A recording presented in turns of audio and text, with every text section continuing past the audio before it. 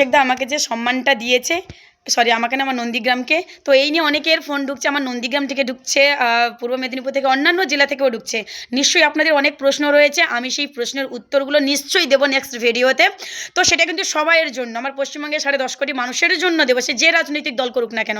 কিন্তু তার আগে আমাকে যেটা করতে হবে সেটা হচ্ছে, এখন আমাকে এটা নিয়ে যেতে হবে, এটা আমাকে মানুষের কাছে পৌঁছে দিতে হবে, কারণ আমি সত্যি কাজের মধ্যে ব্যস্ত ছিলাম। কিছু হয়ে গেছে আমার, বাড়ি বাড়ি গিয়ে দেওয়া, তো আর কিছুটা বাকি রয়েছে, তো এগুলো আমাকে কমপ্লিট করতে হবে।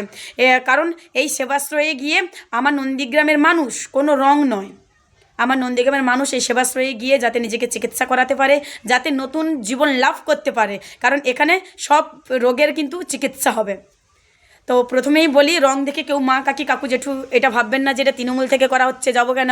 যদি এরকম বলো তাহলে কিন্তু তৃণমূলের প্রকল্পগুলো কিন্তু তোমার বাড়িতেও রয়েছে, একটু ভেবো তাহলে কিন্তু, কেমন, কিছু মনে করো না, এমনি বললাম।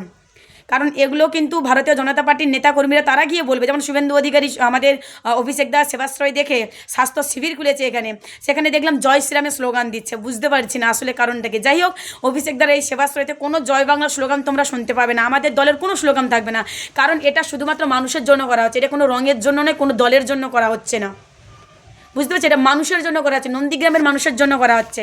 তাই কাকিমা কাকু যেটু সবাইকে বলবো, তোমরা আসো এখানে চিকিৎসা করাও।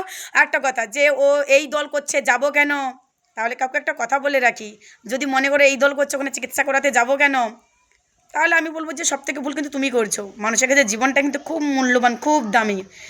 এটা যদি ভেবে থাকো তাহলে তৃণমূল সরকারের প্রকল্পগুলো কিন্তু মানে বিরোধী রাজনৈতিক দল যারা করে তাদের বাড়িতেও রয়েছে। আমি আবারও বলছি, তৃণমূল কিন্তু কোনো রং দেখে দেয় না।